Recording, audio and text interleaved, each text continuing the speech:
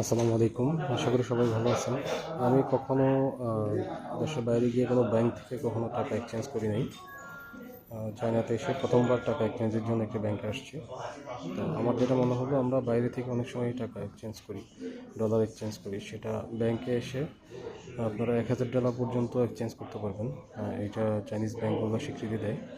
তো সেক্ষেত্রে আপনারা যদি টাকা এক্সচেঞ্জ করতে চান ডলার থেকে আরম্ভ করতে চান, বা অন্যান্য দেশে গিয়ে ডলার থেকে সে দেশের মুদ্রাটা কনভার্ট করতে চান, সেক্ষেত্রে ব্যাংকে যাওয়াই বেটার।